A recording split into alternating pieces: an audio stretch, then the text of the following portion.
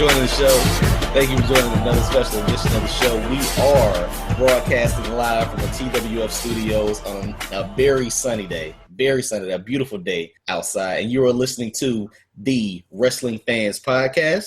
I am your host, BangEm South, Jason Fastkade, and I am joined by my illustrious co-host, the best in the world today. Do you understand what I'm telling you? The man, the myth, the legend, Trent Williams, the only guy that I know with a not safe for work Twitter account, and the only guy that I know that watches all 3 hours of Raw.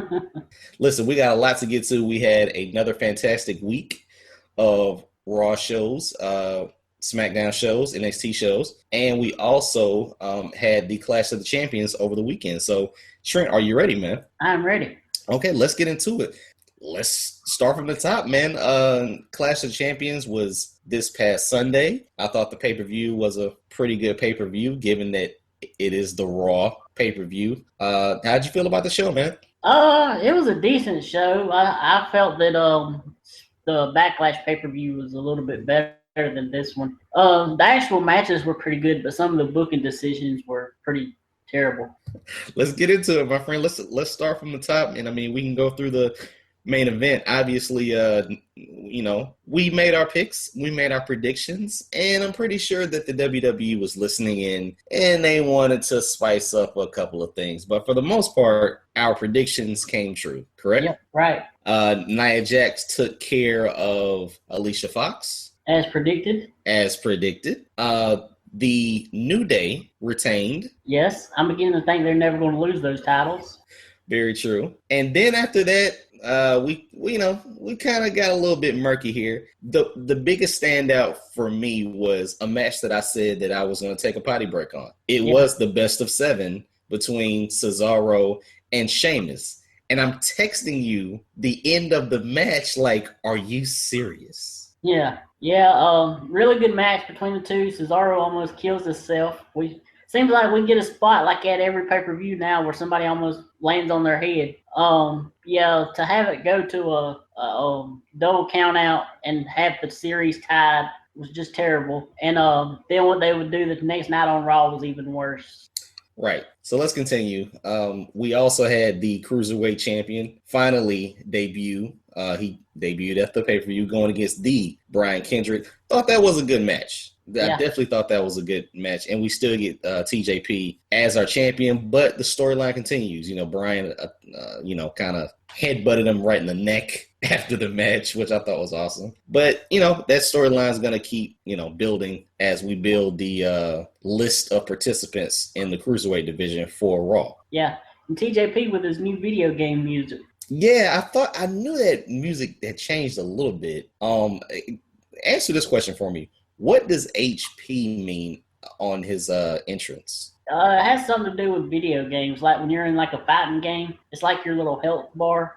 Okay. I can, I didn't know if they were missing the mark with TJP and they put HP down. Yeah, that's what I thought it was at first. I was like, because I see the P at first, I was like, I don't know, that's HP. I thought it was going to be TJP. Yeah, so, just something to kind of watch out for, but he is amazing.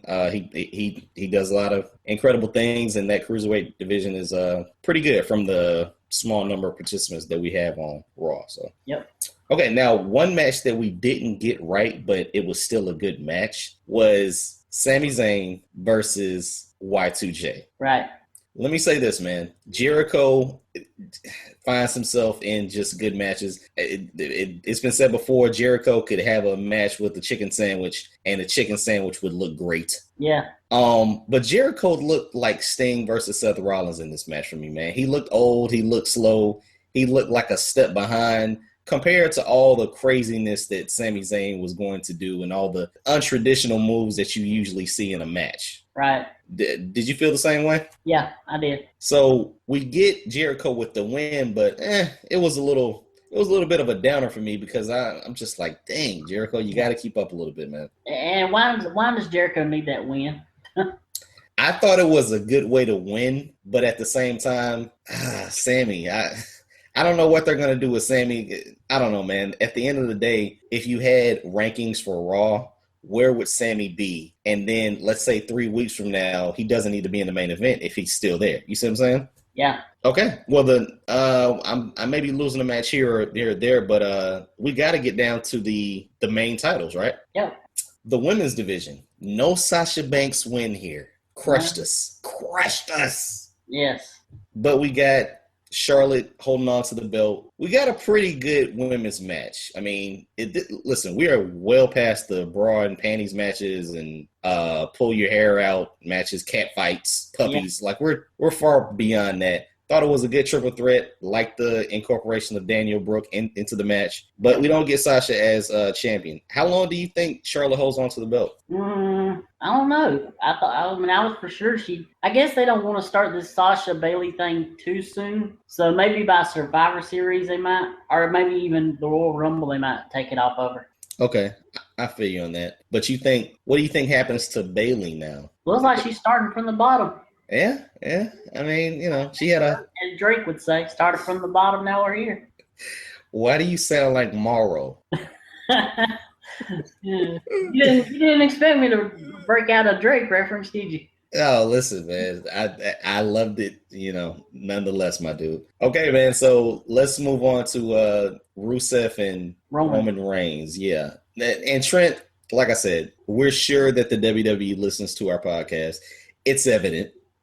We've had pending litigation. We've seen our numbers spike tremendously. And then we see things like this happen. So we both predicted, hey, Roman and Rusev, the world can't hold them. One needs to be on Pluto. The other needs to be on Mars. The galaxy isn't, or the WWE universe, isn't big enough for them to be, in the same place at the same time. So we'll probably get Rusev retaining, and then we'll go to Hell in a Cell so these guys can battle it out, right? Yeah, but I still think it's a bad decision because if you're going to make this feud continue, why aren't you letting the hero win when the feud's still going to continue? And why should anybody care for the feud to continue if the heroes already won? And here's the thing. Going into Monday night, I thought they would transition that to Cesaro and Sheamus. But, we'll get to Raw in a second. Yeah, didn't understand why Roman had to win here.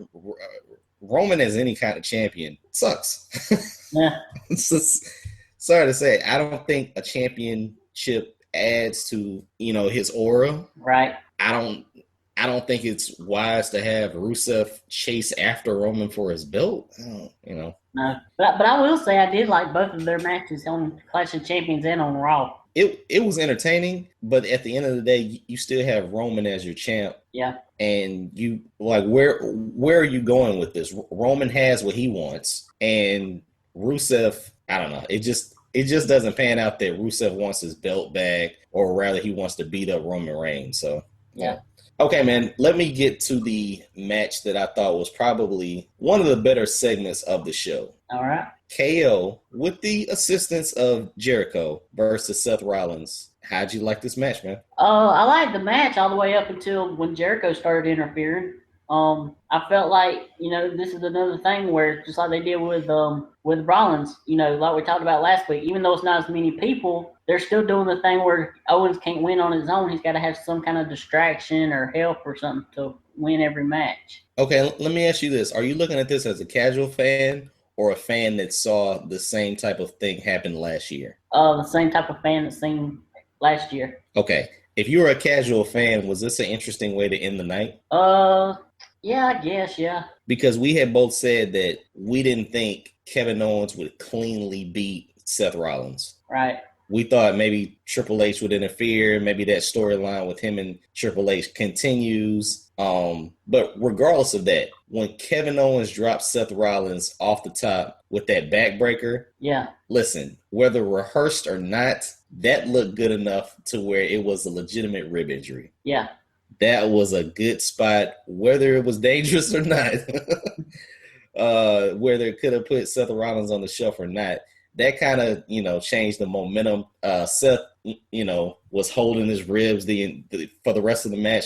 I thought that was a game changer within the match. It kind of turned the sides into Kevin Owens' favor. Yeah. Okay, so with that said, man, we got Kevin Owens as our champion. We got Jericho running wild. Seth is still chasing. Seth thinks that there's a conspiracy. And then we go into Raw, right? Yeah.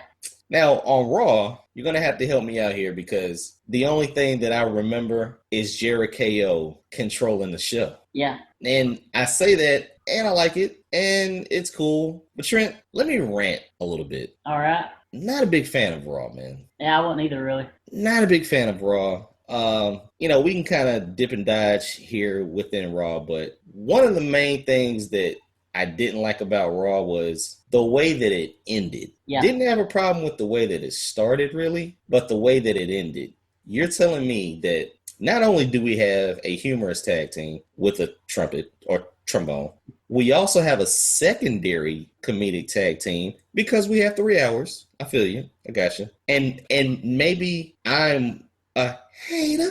I don't know. But to have a third unofficial comedic tag team in Jericho, I think is a little overkill, man. Yeah, I agree. And then the main event is the third comedic tag team versus a tag team that got beat by the Shining Stars. Yeah, and it also felt like this match was just thrown on because they had nothing else. Listen, man, Raw was an entire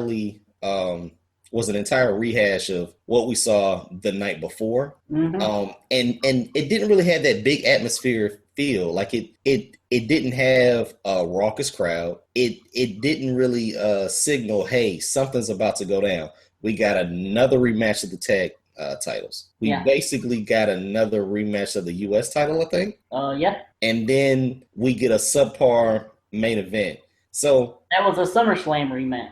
Yeah. Like I said, just not a big fan of Raw. It is 3 hours. They do fill it up with things, I guess.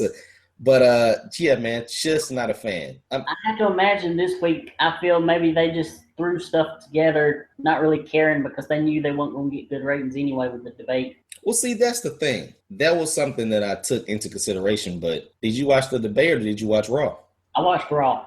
I don't care about politics. And that's fine, man. That is fine. Your demographic that they're trying to attract would be kids now, or is it your age and my age? Because if it's kids, then yeah, you're knocked out of that because the parents are going to be in control, and I guess the parents will be watching the debate. Yeah. So you think they took the L because of the debate? I think so.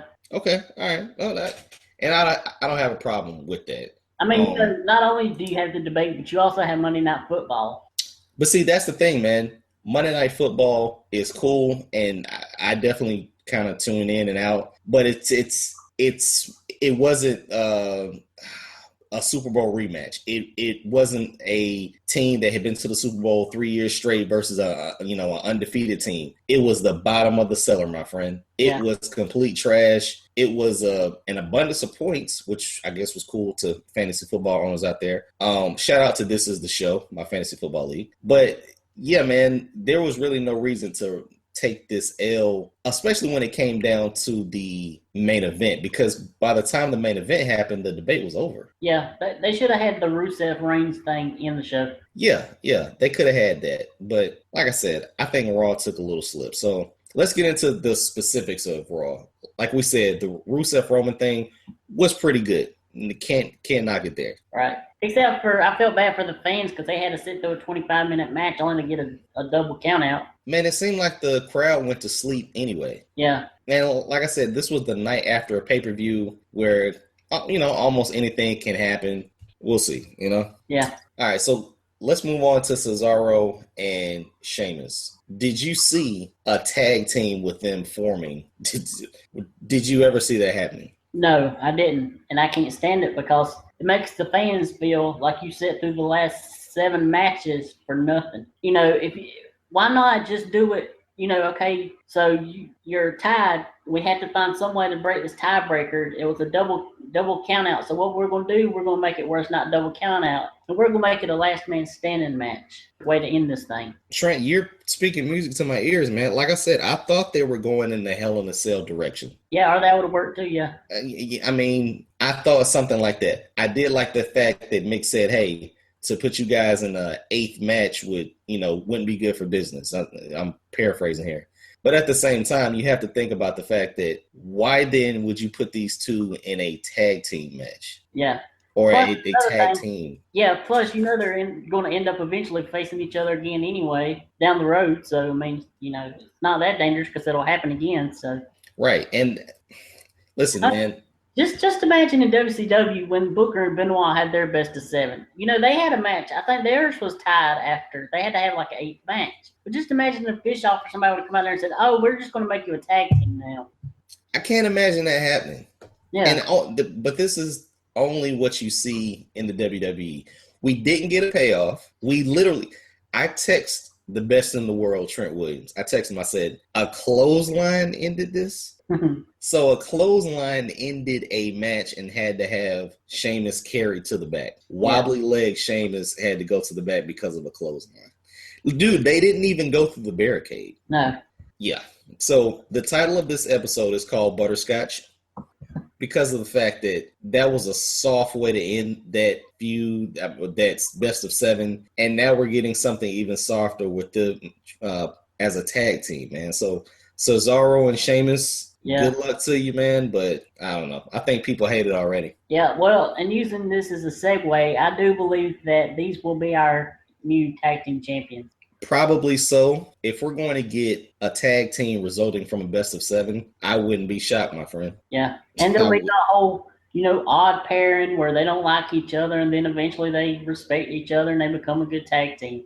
Listen, it's comical. I will give you that. It's comical. But then you end up with 4 comedic tag teams. Yeah. It's totally comical. They butt in front of each other for the entrance. They can't really seem to sync up. They both want the credit. It's comical. But and it don't help that it's been done over and over and over in WWE. Listen, as a casual fan, I think it would look odd. As the IWC would probably view it, it's ridiculous. Yep. So, hey, good luck to Sheamus and Cesaro. Obviously, this is something that they want us to pay more attention to. Within a month, they'll probably have a name and they'll probably have some kind of a dual finisher. But, I don't see this working as well as Mizdow did. Right. I thought that was just the best that you could hope for, but I don't see that working here. No. But, I mean, if they, ever drop the whole they don't get along thing, they could be a pretty good tag team. I mean, both guys are pretty, talented. They'll be a hard-hitting tag team. Yeah, they'll definitely wreck shop, but you're either going to have them as heels or you're going to have them as faces. Yeah. And if you get another comedic team, I don't think they're going to be treated well as a heel. I really thought this could give way to Tyson Kidd coming back. And I know that's probably way out of the question. Yeah, I don't think he's coming back. But that was the only thing I could think of when they stuck him in a tag team, that after a while, Sheamus, pisses Cesaro off so much that Tyson Kidd comes out of nowhere and kind of fights him off or whatever. That was the only thing I could think of. Maybe it'll piss Cesaro off so much he goes to SmackDown. I like what you did there, my friend. We've criticized Raw enough. Let's head over to the Blue Brand. Well, we got more stuff from Raw, though. We got this New Day Gallows and Anderson rematch where, just like, I never realized this. I was listening to one of my shows I listened to, and Gallows and Anderson have lost every match against New Day. They've never won one match, not even a non-title. Oh, wow. Yeah. I did not know that. Wow. They want chances at the titles. Say that one more time. Why do they keep getting chances at the tag team titles if they never win? No, Trent. They beat Kofi and Xavier, and it wasn't for the title, but they beat Kofi and Xavier. Oh, they did? Yeah, they stomped a mud hole in them. That was at SummerSlam, right? No. They beat Kofi and Xavier on a Raw. Oh, yeah. I don't remember that one. They beat, I'm pretty sure they did. I think they did. Either way, man, the match that they had on Monday night, yeah, I thought that was a good match. I thought that was one of the reasons that we kept getting these stupid rematches, because we were finally going to see a title change hands. Yeah. But again, they didn't win. No. And Kofi got busted open. Kofi got busted open the hard way. Mm-hmm. And Kofi was still smiling like the happy go lucky guy that he portrays to be. But man, I'll tell you this. I think the match was shortened a little bit because of that. Yeah. And maybe they were supposed to win. I don't know. But yeah, he had the Crimson Mask, dude. That could have given New Day so much fire, but he kept laughing. So I think they won't even mention it next week. Nah, they won't. Which is a shame, though. Which is a shame. I saw like drips of blood on the floor, and the next thing I know, you see this dude just come out of nowhere with this Crimson Mask.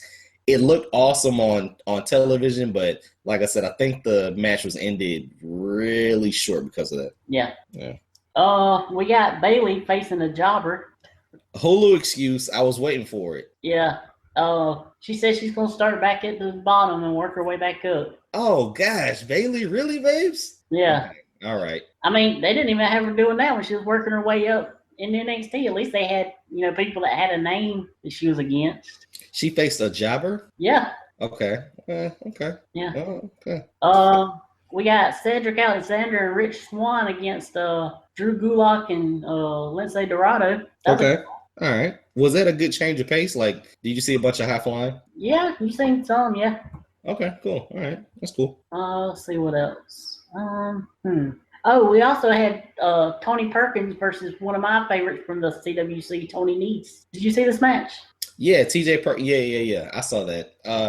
The TJ Perkins and Nese match, I thought it was good. I like TJ Perkins' finisher, like the way he like the way he puts it in and everything like that. So that was kind of cool. Yeah, the only thing that I hated about this match was the crowd. They were dead. CM Punk. Yeah. These two guys were having a great match, and they want to start chanting CM Punk. Yeah, they were off the whole night. Trying to get yourself over. Watch the match and enjoy the match. They were off. Like, this is what I'm noticing with Raw. They go to different cities, and maybe you get 20,000 casual fans that didn't watch 6 weeks before, but yeah, they were off. Yeah. I mean, even if you didn't watch the Cruiserweight Classic, what they were doing in the actual match was still good enough to not be chanting for somebody else. Yeah, but you still get crowds that want to hijack the show, and at least probably at least 1,000 people felt the same way that they could chant CM Punk. So. But that's the thing, though. You say it's a casual audience, but yet they're trying to derail the show when usually it's the IWC crowds that try to derail the show. Very true. That is very true. So I don't know why the heck they were chanting CM Punk. Like, I don't think anything triggered a CM Punk chant. I don't know. And then they started chanting Randy Savage. Yeah. That was funny, though, because stuff like that is just ridiculous. Yeah. It comes out of nowhere, and you're thinking to yourself, why are they chanting that? Yeah. If you look on Twitter, you're trying to figure out, what is the Randy Savage connection here? Whatever. Yeah. And the bad thing is, with this whole Cruiserweight thing being new, this is not good for them because Vince McMahon's going to look and say, see, nobody cares about them Cruiserweights. Why do we even have them on Raw? It's slow, though, man. Like, it's really slow building. Like, they had, like you said, another tag match, and then they had TJP versus Tony Nese. So you're still introducing people, and if people didn't watch the CWC, man, they might look at Tony Nese like he was a jobber. Yeah. And given the fact that he looked 7 times bigger than the Hulk against TJ Perkins, maybe people just didn't know and they got bored by it. But that stuff didn't make Hulu. So, it's kind of a give and take as to what's more important. Right. And then we had Sasha and Charlotte in the ring, and I guess we're going to get another rematch next week. Yeah, I saw that. We'll see what happens next week. I'm not banking on a Sasha win next week. Yeah, I mean, what's up with all these rematches they're doing? Like you said, man, nobody was watching Monday night, so they can do whatever they want to do. Yeah, but for next week, we got 2 rematches next week. What's the other one? Kendrick and Perkins. Yeah. And then we got the Ambrose and Styles rematch from Backlash on this week's SmackDown. Yeah, trust me, man. They loving their rematches right now. You got to keep hitting people over the head, man. I mean, like, you got to keep them entertained, And that's all for Raw. Okay, so that is it for Raw. Let's head over to the Blue Brand. All right. World's a little bit better. Still, yeah. I didn't feel like this whole week was the best for WWE. Well, let me say this before we go to the Blue Brand. I want to give WWE credit for doing something that I saw and I think should be just, posted everywhere. And Trent kind of helped me out with this. The John Cena ad, it is a ad for America. Yeah, I think it actually come out originally like July 4th. Okay, Not a and while. okay, maybe I'm slowly finding this, but the Love Has No Labels, We Are America ad with Right. John Cena, dude, I thought they couldn't have done any better. I give it a 98 out of 100 only because there were a lot of parts of this, maybe 2 or 3 minute video where John Cena looked like he was staring right at the sun. But it was a freaking great ad. Basically, for anyone who hasn't seen it, Cena asks you to close your eyes and think of an American, right? Yeah. And instantly he knocks down everything, giving you statistic after statistic of what an American looks like. The quickest one was 51 whatever percent of Americans are female. So if you instantly thought of a guy, you're freaking wrong. Yeah. But dude, I think there's no reason that shouldn't be posted as a regular commercial. And I don't know what kind of a crossover appeal you may get with people seeing that ad and wanting to tune into WWE. Maybe that builds John Cena's aura a little bit more. But I thought that was a great ad, great advertisement by the WWE to bring people together, show that there's so many types of Americans. Right. Black, white, whatever, LGBT, short, tall, whatever. Phenomenal. I just thought that was great, man. Yep. And like I said, I saw it on the WWE network while I was just tuning in, streaming illegally. I said it. And, like I said, I saw it on the WWE network. Trent said it's been on YouTube for a while. Yeah, I think I originally seen it. I think Willie had it. Maybe he might have posted it in our Cosmic Wasteland group or something. Or he might have just tagged me in it or something. Okay. But dude, especially with the presidential debates right now, especially with all the craziness that happened here in Charlotte and around the globe, man, thought that was a great ad. Yeah, and they just had that shooting yesterday in Townville. Did you hear about that? This is in South Carolina? Yeah. What happened? A 14-year-old went to an elementary school, shot 2 kids and a teacher. He actually didn't get into this. He was just outside the gate, and a volunteer fireman was the first one to get there, and he's the one that tackled him down. So did the teacher and one of the kids are okay, and the other kid is in critical condition in Greenville Hospital. Dang. So thoughts and prayers out to people in Townville. Yeah, and before he did that, he shot his dad. Dang. And killed him. That was a way to bring a show down, wasn't it? Yeah. Thoughts and prayers to everyone in Townville. Yeah, it's hard to transition from that. Okay. Let's move on to the blue brand. Oh man, hold on. Oh, yeah, because I had something planned and that kind of threw me off. On the blue brand, man, Randy Orton uses Google Maps to find Bray Wyatt. Oh man, that whole thing was terrible. What part? Listen, we can't knock SmackDown, man. Like, that's my favorite show. We can't knock SmackDown, but it was still a good show this week. It's just a tiny bit not as good as it usually is, but comparing it to Raw is still way better. But this is what I missed from SmackDown, man. Like, SmackDown is allowed to have types of things like this, whether it's someone looking in the mirror and seeing a double mirror, all that stuff. Yeah. But to have something running throughout the show, I loved it. I thought it was spooky, but it was a show, man. It kept you entertained. It kept you intrigued. At the end, when he finally reaches his destination using Google Maps and he finds Bray Wyatt, that I thought it was cool. I hoped he would have said run like that and Bray would have ran. But a lot of people were talking about the ending where did something mess up? Yeah, now see, that's the thing. The ending was he puts on the mask. Not sure if he is singing or if it's pre-recorded, but you could tell at the end it was supposed to play his voice as kind of demonic. So it would, instead of him going ha ha ha, it would go ha ha, da da da. So yeah, man, they messed up on that. And given the fact that we're live now, maybe that has something to do with it. But yeah, I mean, for anybody that didn't watch, it switches back to the beginning of the segment. with Bray just sitting there, and you see him talking, but you can't hear what he's saying. So it had to be some kind of production mistake. Wait, what? Wait a minute. I'm watching this on Hulu. Okay, so yeah, it must have been a mistake. They edited it out. Okay, wait a minute. What happened now, Trent? Okay, so he puts the mask on. He starts singing "The Whole World in His Hands." This is Randy Orton. Right. Okay. Then, like, the film starts, like, sort of, like, flashing, like... Right. It does. Right.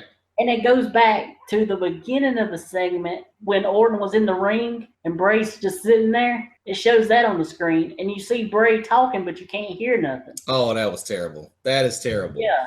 Okay, on Hulu, Randy puts on the mask. They still do the flashing, maybe images or quote unquote memories, I guess. Similar to what they do before he says run. Yeah. They do that, but then you softly, you hear Randy trying to sing "He's Got the Whole World in His Hands." Right, that's the way it did on this one, on the original. Yeah. But it's so foggy that you don't really know what's happening. But you just see Randy sitting there with the mask on singing that song. And at the end, it kind of goes into the demonic sound. So, oh, man, I wish I would have watched that live to see it. But they slowly fixed it in editing, I guess. Yeah, okay. I was wondering if I was going to fix it or not, or if it was meant to be like that. Yeah, that was hilarious though. And what was the point of Rowan even being in this segment when he didn't even do nothing? And see, that's the thing, man. I was busy doing something. Randy's GPS told him to go left, right? Right. And then I guess Randy goes left, and they pan back to the GPS, and the navigator has now said go right, and they pan right, and Rowan is there with a black mask on, right? Is it black? I know it's different than his usual sheet. Yeah, it is. Yes, it was different. But and he's standing there. So that's what I was thinking. Okay, well, maybe he goes in search of Randy, and maybe they're gonna jump him at the end. But And then you see the one where Randy goes to the door. Did you see that one? Yeah, those were cool. Listen, man, I like stuff like that, man. Yeah. Those were cool. But it just didn't make no sense for him to even be in this when he didn't even do nothing. No. And like he didn't. And the funny thing was, like, Randy closes that door, and then what did he do while rolling in? I don't know. Because Roman's like messing with the knob, and he can't get it open. The door part of this was, oh man, it was memorable. It was definitely memorable. But this was a good little piece to add to SmackDown. Yeah. And I mean, we didn't really get them brawling really either. So, it's kind of cool just to continue it. Do you feel with Bray, though, that he needs to have more matches on SmackDown instead of just doing this whole talking thing all the time? No, because as much as I hate to admit it, I keep thinking that Bray could be the next Undertaker. He could be that next enigma on the show where you don't need to see him in a ring because he can do so much other things in promos or in backstage segments. Right. But if you look at, like, Undertaker during his ministry thing, when he was doing all the really creepy evil stuff, he would still have matches every week on Raw. Very true. Very true. I just think that Bray works better in a promo capacity. Not saying that his matches suck, but I'll say this. I think when Bray is in the ring, people are behind him. Yeah. And maybe they're trying to, lessen the crowd reaction because they want boos. But, I think a lot of people like Bray Wyatt. So to keep him in a promo capacity, you still get the oohs and ahs and people paying attention to him.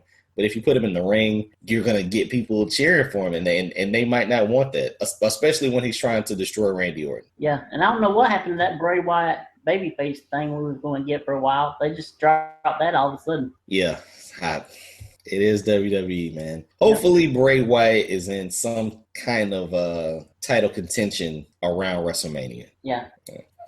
Okay, so we got the middle tier touched on for SmackDown. We might as well talk about the prodigal son of Cleveland, the man that literally brought a championship to Cleveland. Although it was the IC championship, he brought a title to Cleveland, The Miz. Yes, love this segment. Best segment of the week. Very, very much so. And we finally get some finality to what the heck is going on with Dolph Ziggler. Yeah. So Dolph is still coming out to the ring crying and, losing his voice over the fact that he sucks. Yeah. And he's now going to put his career on the line versus The Miz and his hot wife, Maurice. Yes. Do you think this is going to be the payoff where Dolph finally exits, or will Dolph take the title away from Miz? I think maybe Dolph goes heel and does something to take the title from Miz. Okay, all right. I did like the crowd reaction that Miz got, although he was in Cleveland. Right. If Miz loses the title, maybe it boosts him up to heavyweight title status, man. I mean, definitely. It has to happen sooner or later. So yeah, and I'm actually considering this Miz and Ziggler feud as a contender for my feud of the year. Okay, I'm definitely with you on that, and they've definitely. Oh man. And we may have to add Miz as top 5 for promo of the year, right? Yeah. Whew. We're getting close to our awards, so yeah, man. Actually, I found out. I thought it was going to be October, November. It's actually going to be around probably mid-December when we do them. Okay, that just gives us more time to add some fuel to the fire, man. So Okay, yeah, definitely sounds good. Okay, so be looking out for that, TWF Universe. And we move from the IC title to let's go to the tag titles, man. All right. Here's the reason that I like SmackDown the most. This and the women's division. On Raw, you have 3 comedic tag teams and a serious tag team that just sucks. Mm-hmm. On SmackDown, you have a comedic tag team. You have literally the best wrestling tag team. And then you just have 2 guys that have become badasses within the span of 3 weeks, all because they changed their look. And then this week they changed their music. Yep. And now let me ask you this, Trent, and I may be off, and it may be blasphemous. Okay? All right. So watch out. Are the Usos stealing the Briscoes gimmick? Just from the entrance. Yeah, from the entrance and the attire. Yeah, the gear. Yeah. Yeah, but they're not. The Briscoes are supposed to be, rednecks. Okay. That. Right. They're more like the somebody compared them to like the Samoan Gangster Party from I think that was like an old tag team. Really? Yeah. See, this is why I like listening to the show, and you should too, listeners of the Wrestling Fans Podcast, because the best in the world, Trent Williams, always gives little gems like this. So the Samoan Gangster Party. Yeah. Where was this? I'm not sure exactly. I'd have to look it up. Okay. That's going to give me some YouTube queries to do later on. So, yeah, I'll definitely look up the Samoan Gangster Party. Yeah. The Usos, though, man, dude, awesome. I mean, they found a way to become dangerous now. They look heelish. The attire's cool. And they're doing a tequila sunrise, which I don't know if that's a shout out to Conan, but dude, everything works. Yeah, and I love their little one of them holds him and the other one kicks his leg. I like that. Yeah, dude, listen, on fire, man, on fire. So you got them just staying red hot. The Ascension kind of, they got a little bit of rub from that, I guess. But I got one problem with this tag division. Why are the Ascension getting a shot before Breezango? I think Breezango should have been in that spot. I can't knock you there. I think with the fact that the Usos would make you cross the street, you kind of want a more fearsome tag team. Yeah. And I don't really get that out of Breezango or whatever. Yeah. But as long as Connor and Victor don't talk about constellations and Milky Ways, I don't even know what they talk about anymore. Yeah. Wastelands. We are wastelands. I don't know. Sorry. The four villains have just completely been written off. Trent, I don't know if you've noticed, but double dipping is a sin. Yeah. We're never going to see them again. No. They're done. Yep. One thing that I didn't think we would see was Heath Slater getting a hot tag. Yeah. I like this more, I like the comedy outside of the match and serious in the match. Heath Slater. Definitely. I didn't know Heath Slater had a moveset. Not gonna be honest. I'm just being honest with you. I didn't know he had I didn't know his moves, man. I didn't either. He never really had the chance to, Yeah. Hashtag I got kids is just booming on Twitter. Rhino can still hit you with the gore, but when he got the hot tag, I'm like, okay, this is kind of cool. So we get to see more of Heath Slater, and he now has his above ground pool. So that's right. That's the biggest news of the week. Heath Slater got his above ground pool. Listen, the tag team division was, I don't know, it's just fun to see people having fun on TV. Yeah. Okay, man. So with that, let's move on to the women's division.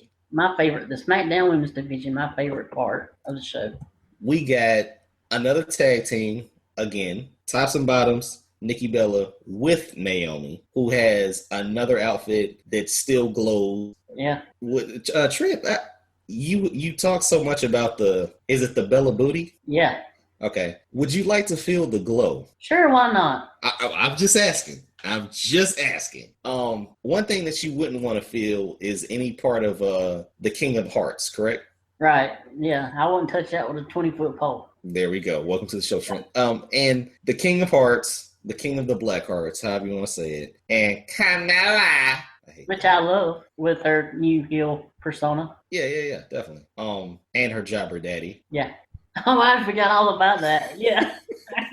Listen, if you're a fan of the Wrestling Fans Podcast, if you're a listener of TWF, that was our first show, or one of our first shows. Look at the website, find it on YouTube. That was one of our first freaking shows where we talked about Carmella and her jobber daddy. So, yeah. Her making a big deal that her daddy was a former wrestler. And he was a jobber.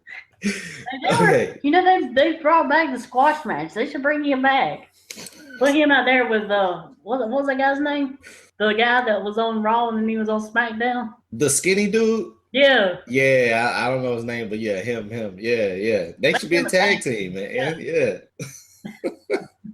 Okay, well, Carmella, unlike her dad, is not jobbing. She picks up the win. You know, her and Natty. Yeah. They're still smoking and drinking whiskey. Yep. But we can move on to Becky with the good hair. Yes. Becky Balboa, the last kicker, versus the pint-sized pit bull, a.k.a. Harley Quinn, the WWE version. 5 feet of fury. 5 feet of fury. I like that one. That's what she calls herself now. Awesome. Alexa Bliss. Alexa Bliss just pretty much rocks Becky even before she, makes it down the ramp. And this is a continuous feud, right? Yeah. And we're going to see them at the next pay-per-view, or are we getting the match on SmackDown pretty soon? Next pay-per-view. Next pay-per-view. All right, so cool, and man. I have to say, as much as I love Becky, those pigtails on Alexa are definitely doing it for me. Welcome to the show, Trent. Welcome to the lounge. Your champagne is ready, and there are 2 girls waiting at your table. Listen, on Alexa, that sounds good to me. Well, listen, that the Harley Quinn thing, what did she have last week? Because last week I thought that was a downer. Not gonna lie. Yeah, she kind of went back to just being her, normal, Yeah, Trent doesn't like her. Trent likes Harley Quinn. Yeah, well, I like her, but I like Harley Quinn better. Yeah, the Harley Quinn look on her really, really does work for her. So, keep doing that. Naomi, stick with one outfit, preferably one that doesn't look like a onesie. And Natalia, why couldn't it have been you that got injured instead of Tyson Kidd? And we'll move on. Because Tyson Kidd's actually fun to watch, and actually he's fun to listen to when he cuts a promo. He sounds more feminine when he talks than she does. Once again, hit us up on Twitter at TWF_podcast. You can hit Trent at MTW3589. Let's just put that out there. Moving on. We are a couple of weeks away from the triple threat for the SmackDown title, the WWE Championship, correct? Yeah, the World Championship, not the World Oh yeah, not the He-Man title, and we get AJ Styles versus John Cena versus Dean Ambrose. We get the phenomenal one versus the guy that doesn't give up, finally glad that they admit that. So we're probably going to see him tap pretty soon. Versus the unpredictable one. That's what they're doing with Dean now. Yeah, the Lunatic Fringe. Yeah, Lunatic Fringe. Okay, so, but in the midst of that, because you don't have 700 people or you don't have a roster that could fill a football stadium like Raw does, you got to get matches on SmackDown to keep people interested. So we got SmackDown's champ, AJ Styles versus Dean Ambrose. Yeah. But we got John Cena at commentary, right? Right. Thought it was a good match. Thought they did everything that they could have done. It spanned a couple commercial segments too, which was a little interesting. But then, Cena finds his way into the match. They, everyone hates Cena. Yeah. They punch him. He interferes, and AJ picks up the win. Yeah, I like the way they did that with Cena. Having him, cost Dean Ambrose the match, even though it was AJ that hit him. That was pretty right. Creative. Right. And like I said, man, as long as they build to more Dean Ambrose, John Cena, I'm definitely with it. Yes, there is intrigue over whether Cena wins the 16th title. And boy, he was really harping on that on commentary. Yeah, they mentioned it, but dude, after we talked about it last week, I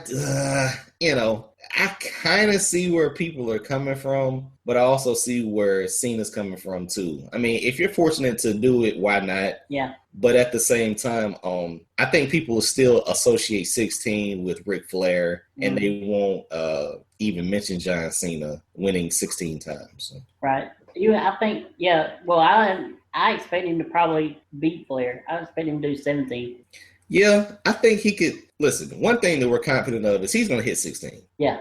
It's just going to happen. I don't think it's going to be in this match.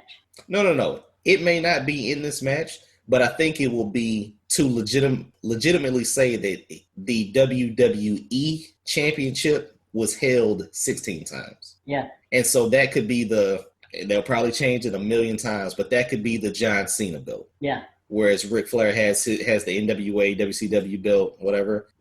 John Cena was a 16-time WWE champion, whatever, blah, blah, blah. Right. And if Hulk Hogan is still a racist, then John Cena may supplant him in history as, the best champion WWE had ever seen. And I think he is. I think he's better than Hogan. He's been on top longer than Hogan was. Do you think, and, let's compare the eras. This is coming from a guy that don't have much love for Hogan to begin with, but and no disrespect to Hogan, man. Like no disrespect for, let's say, no disrespect to Terry Bollea. We're talking about Hulk Hogan and John Cena. In that era, Hogan and Andre put 90,000 people in the Silverdome, right? Right.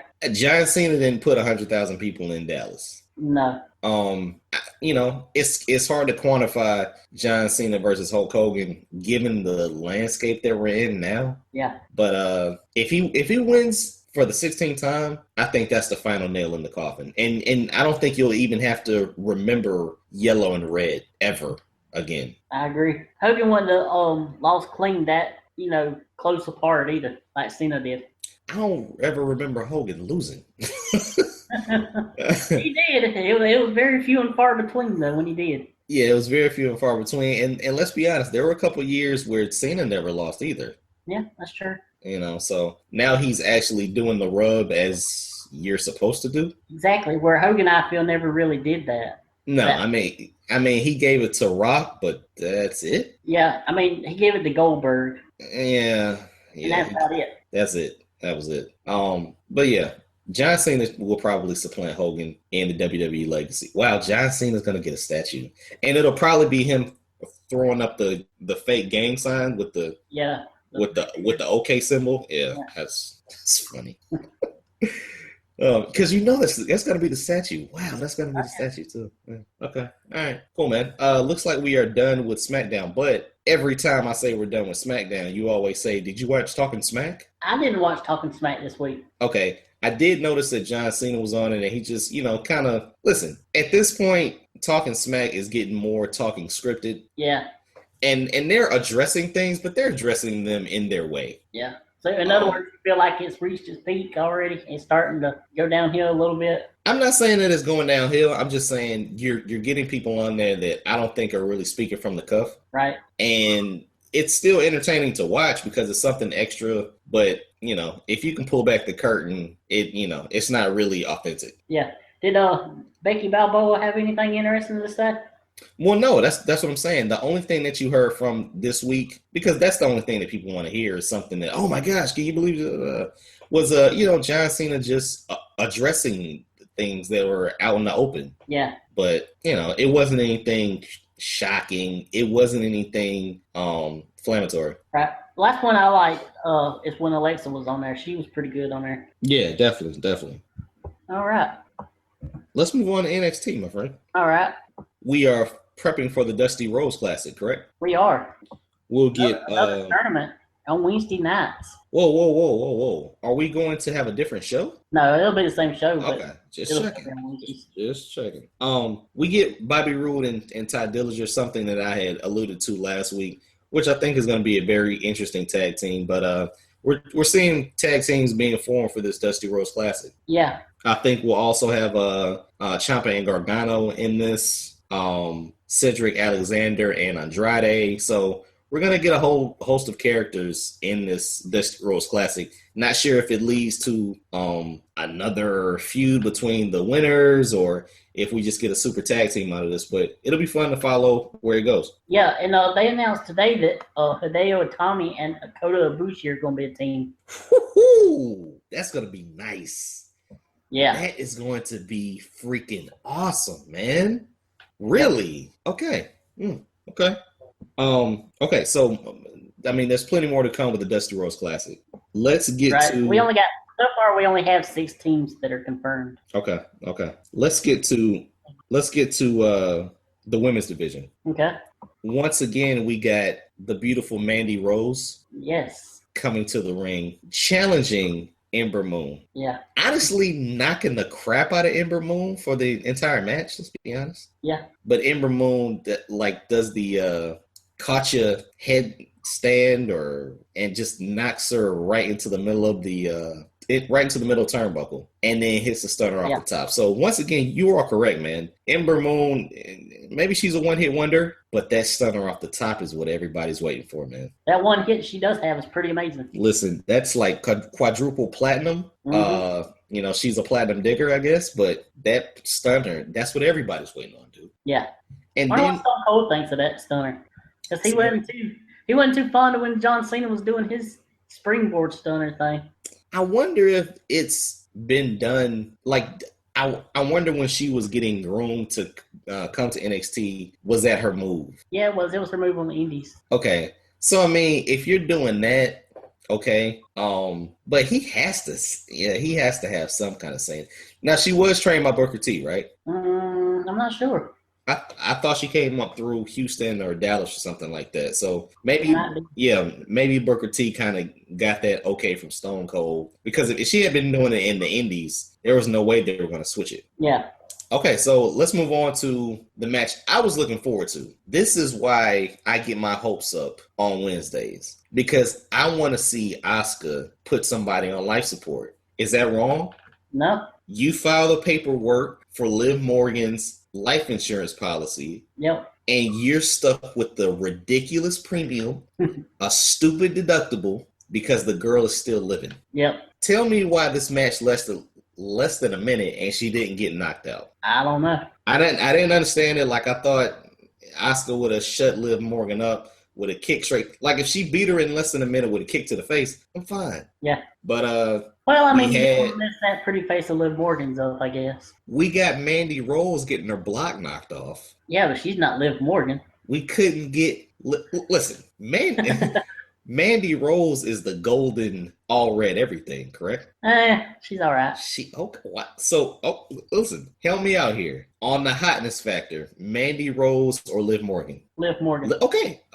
Liv. I know on the Jordan factor, it's Liv Morgan. Yeah. But, man, Asuka destroyed this girl in quick fashion, making her tap out with an interesting tap out move, or an interesting submission move. And Asuka's still your champ. Asuka and Ember Moon, I guess they're going to meet somewhere down the line, right? Yeah, probably the next takeover. Okay. But other than that, man, we saw the Authors of Pain. Like I said, the Dusty Rhodes Classic is probably the biggest thing for NXT right now. given that Shinsuke and Joe were not on the show. Joe was there. Oh, my bad. Joe was at the top? Joe did the run-in when those brothers were supposed to face the revival. Ah, that's what it was. Because when I joined, they were talking about Bobby Roode and Ty Dillinger. Yeah, well, it was after that part. It was? Yeah, the Bobby Roode Ty Dillinger thing was right at the beginning of the show. Huh. So Joe came out and beat up who? Those two twin brothers. The Authors of Pain? No, they're the Ely brothers or something like that. They've never been on there before. They're supposed to face the revival. Okay. I got to go back and watch that then. Yeah, I got to go back and watch that. I saw the Authors of Pain, and then I saw Hideo and Lindsay, and everyone was screaming for the GTS, but he never hit it. Right. Yeah, so. Okay, man. With that said, my friend, looks like we are done with this week's shows for the WWE. Why not switch over to a different corporation? Yeah, one that might not be around too much longer. Although we've said that plenty of times before, and it's still hanging on. Very true. TNA. Looks like, according to reports, that WWE's wanting to buy them out. What do you think? I don't believe it. I really don't believe it. I don't think that it would help them at all to sign the guy. Like, you're not really putting TNA out of competition, and TNA has honestly already put themselves out of their own misery, if that makes sense. The one thing TNA had going for it at one point was the better talent, and that talent revolved around the X division. Exactly. Whether they were cruiserweight in stature or not, a lot of people, like your Samoa Joes, like your AJ Styles, like your Christopher Daniels, they were in the X division, like your Frankie Kazarian, let's be honest. Yeah. And that made it interesting.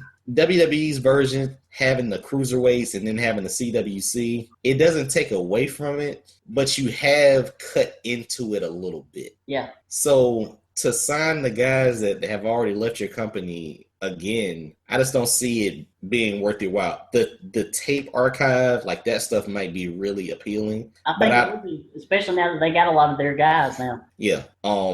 And I mean that would be a way for those other guys to keep getting paid, I guess. I don't know. But at the end of the day, if you bought TNA, you're not going to have it continue. No. And I don't think they would sign the guys that they let go. Yes, they may take Moose. They may put Bobby Lashley back up there. Mm-hmm. They're definitely going to take the Miracle. They're going to take EC3. Blah blah blah. They're firing Pope immediately. Yeah. Immediately. But other than that, man, I guess you could have a Hell in a Cell with Abyss, probably. Matt Hardy and Jeff Hardy, they're coming back at some point. People are chanting delete. Yeah. So that is over. I mean, that is definitely popping. But the problem is, like, with WWE, though, even if they came back in WWE, back is just the normal Hardys, just like they did the Dudley Boys. Man, I want to say that. I really do. But here's the thing. If WWE buys them tomorrow, they're going to bring delete back. Okay? You think so? I mean, Bully Ray was pretty over, and they didn't do that with him. Here's what I'm saying. And WWE, we know you're listening. So when you steal my idea, at least mail the show first, twfpodcast@gmail.com, so we can, write up some paperwork so I can get credit for it. That's all I'm saying. And I can get compensated with a night with Eva Marie. Welcome to the show, Trent. You could do, I don't want to say an invasion angle, but you could do something where those guys show up. Because if you remove the streak in Matt Hardy's hair and get rid of Vanguard 1, you're killing yourself, man. Like, those guys are not going through. Jeff Hardy is not jumping off of the Titantron anymore. Those days are over with. Yeah. And now it's about the spectacle. It's about the entertainment value. The character. It's about the character. If people are gonna do Daniel Bryan's yes and no and yes and no, they're gonna do delete. You saw it when the Dudleys just mentioned the Hardys, dude. Yeah. So that's the way I see it. If they bring them in, not like, hey, the Hardys are going to be here next week, but if the Hardys just show up, it's going to work that way. But bringing them back as the Hardy Boys with, all the other stuff, I don't think that's going to work. Yeah. And if they brought them in, they would have them in a program with Bray Wyatt first and foremost. Those two are just meant to, Yeah. It would definitely make sense. Instead of Randy getting the GPS, Matt would put Vanguard 1 on the duty of finding the Bray compound. That'll be awesome. That'll be awesome, man. But yeah, do you think WWE is going to buy them? Probably not, but somebody has to, I guess. I'm thinking it's probably going to be Billy Corgan. Well, so what? See, wait a minute. I thought Billy Corgan. What is he doing right now? I don't know exactly what it. I'm guessing he's whatever Dixie was doing. But he doesn't actually own them. Right. Okay. And see, here's the thing, man. We don't want to get mixed up with the storyline versus the actual reality of it. Okay. Yeah. Billy Corgan can get on a million radio shows and talk about what is going on, but that could be the truth. Kurt Angle just said he was taking 65 Vicodins a day. Maybe a stretch. Yeah. So whoever buys them, good luck to you. But, I don't think they're going to get bought out by WWE. I don't know actually who buys them. And I don't think it's who buys them. I think it's who's running it. You got to get some kind of different value. The Impact Zone looks smaller than Full Sail. You got to get out of that Impact Zone, man, and just do something different. Yeah. And Billy Corgan, he's not that good of an actual on-air character. Like his voice, he's okay singer, but him talking, he's got a weird sounding voice. But he's been a professional wrestling fan for a million years, so you're finally letting him do what he probably has wanted to do for years, which is a good thing. And he did run like an actual independent company for a while. Oh, okay, yeah, I think I heard of that too. But yeah, whoever buys it, just make sure that you put people in control that can actually run it. Listen, they're never going to be as good as WWE. No. It's just not going to happen. So those days are over with, and that's cool. I mean, we totally get it. But you can do something to be seen as a number 2, especially on the night that you're on. Are they on Thursday nights? Yeah. Okay, so you can at least have the production value of NXT. Yeah. And have interesting storylines to, capture people's attention for 2 hours. Yeah, and I will say they have done better than they've been doing in a long time recently. I actually watched my first entire episode last week, and it was actually pretty good. Awesome, man. Awesome. Listen, the more TNA fans, the better. I mean, it just helps. You can, if you watch TNA or if you watch any indie and you turn on Monday Night Raw, you're like, what the heck? That's such and such's move, Why is he looking like that? That's such and such. Heath Slater Bebe is a direct ripoff. Let's be honest. Yeah. So the more you get involved with TNA, the more people watch TNA, the better. Yeah, and they have Cody Rhodes on the way coming this Sunday. And you said Eden's going to be what, his valet or what? I heard she's actually going to wrestle. Okay, listen. Tell me when Eden is wrestling, or is Cody Rhodes will be there this Sunday? Yeah. Against Sandow or who? I don't know who he's facing. Okay. Murphy even has a match. He just might come on there and cut a promo. Gotcha. He'll do the TNA anti-WWE promo that everybody that comes from WWE does, where they trash WWE, and then when they get tired of TNA, they're calling back to WWE to come back. This guy is on the ball. You listen, man. You've said nothing wrong there. I mean, that kind of promo's been done so much in TNA that it feels just like a cheap pop. It is a cheap pop, but you get that person's true feelings, even though they probably can't say what they want to without further litigation, instead of seeing like a Twitter post. Right. And usually that builds to something, but 9 times out of 10, that person is at the back of the line within 4 months. Exactly. So good luck to Cody Rhodes. Good luck to Sandow. I forgot his name. I think it's like Aaron Rex or something like that. Yeah, that's it. Listen, man, the Miracle Mike Bennett, Moose Lashley, the Decay. Maria, Allie. Yeah, of course, Allie. I like it. I know Jay. I like Jay. Yeah, Jay's freaking awesome. Gail Kim, she's going in the Hall of Fame. Really? TNA Hall of Fame. Oh, the TNA Hall of Fame. Okay. Yeah. Got beside myself there. Now we've just mentioned a bunch of females that we think are hot and very, very talented. What's up with our girl Nicole on Big Brother? Well, she won it. She she did win it. What Trent? I'm not a Big Brother follower. This is the first year that I actually paid attention to the show because all of the listeners for the Wrestling Fans Podcast were rooting on this Nicole girl. We mentioned her every single week. But I had no idea when you win Big Brother, do you get out of the house? Like, is that what do you win? Get out of the house, yeah. Like, what do you win? Do you actually get to... Yeah, you win $500,000. Oh, dang. Jeez. Wow. Okay, $500,000. Yeah. Or less than that once they take taxes out, but... Yeah, that's true. That's true. But, wow, so $500,000, this is a CBS show, right? Yeah. Did she do the normal routine of talk shows saying, hey, this is the new winner of Big Brother and all this stuff, or what? Nah, not much. Okay. I think we went on the talk, which is the one with Julie Chen. Yeah. That's their the Julie View Chen version. Hosts Big Brother. Okay. Okay. And didn't Maria Manelli, that's not right. Mike Bennett's chick. Maria Kanellis, sorry. Wasn't she on Big Brother, like Survivor or something like that? She's on The Apprentice. Damn, I'm off today. Here's the thing, man. Hopefully Nicole, with her $500,000, not only invest in TWF, let's be honest, but also, goes on to bigger and better things, man. You said she was interesting, but she still had that girl next door kind of vibe to her, right? Yeah. And outside of her wearing, something that looked like a tablecloth, she could, we could see her on the mainstream in some different shows doing maybe some red carpet type things. No, I doubt that. Oh, damn. She'll go back to her regular normal life, just a lot richer. What was her regular normal life? What does she do? Just being a normal person. She's a nurse. Oh, she's a nurse. Okay. Well, hey, listen, we can only hope for the best for Nicole. We rooted her on all year, all season. Trent watched her sleep. I didn't do that. Trent knows what she ate for breakfast every morning. Ern, you keep saying stuff like I watched her sleep. I ain't never gonna find a girlfriend after if they ever hear this show.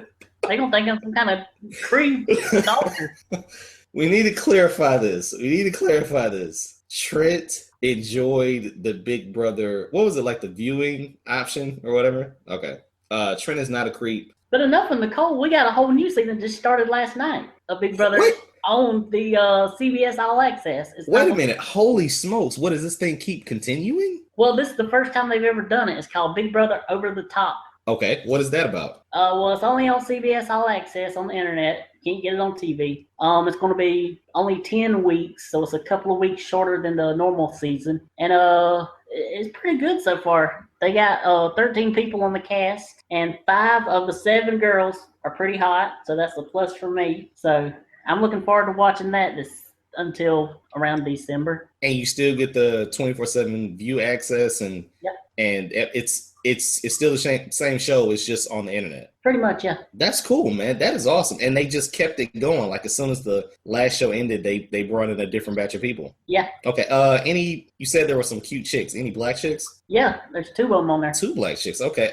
Who are we rocking with right now? Who do you have because let's be honest, man, you picked Nicole from the get-go, my friend. I did.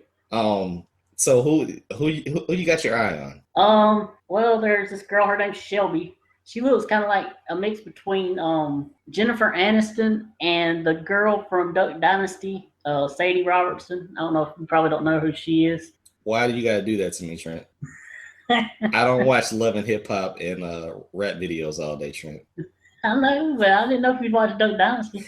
Yeah, I used to. Actually, for Christmas, I got the owner, the boss. Sorry, I don't know his name. I got no. For Christmas, I got a bobblehead of the grandfather who sips tea all day. Sai. Yeah, I don't know why I can't get his name. And then for also for Christmas, from 2 different people, I got socks of the owner. They got him. Really? Yeah, I don't know why.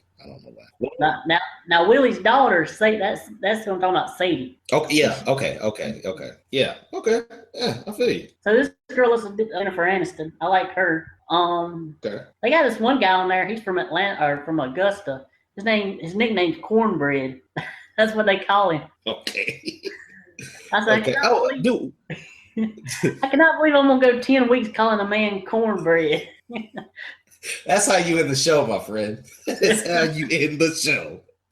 And they Oh, also gosh. got a pair of sisters on there. Really? Yeah, Morgan and Alex. Morgan and Alex. Okay. Listen, next week, I guess you'll have another week to watch it. You'll probably have a firm grasp on, who's doing what, who's pissing you off, and who's, So, with that said, guys, definitely hit us up on Twitter. You can hit us up at our official Twitter page for the show, which is at TWF_podcast. Make sure that you hit Trent up also on Twitter. His Twitter page is at MTW3589. You can hit me up at BangEm South. And also check out our Facebook page, facebook.com/TWF podcast. And make sure that you like, heart, retweet, subscribe. You can also subscribe to our YouTube channel, The Wrestling Fans Podcast. And feel free to send us some email. Trent, our email address is TWFpodcast@gmail.com. With that said, guys, we're at the end of the show. Trent was phenomenal as always. We're going to keep tracking some things. We're definitely going to have our TWF WWE 2K17 tournament. That name still needs to be shortened, but we're working out the details. We're giving away shirts. We're definitely going to have free food, and we're definitely going to have a good time. So be on the lookout for that. As always, Trent, it was a pleasure to have you on the show. Thank you. You got anything else, man? Single girl slide up on into my DMs. That's how you win the show.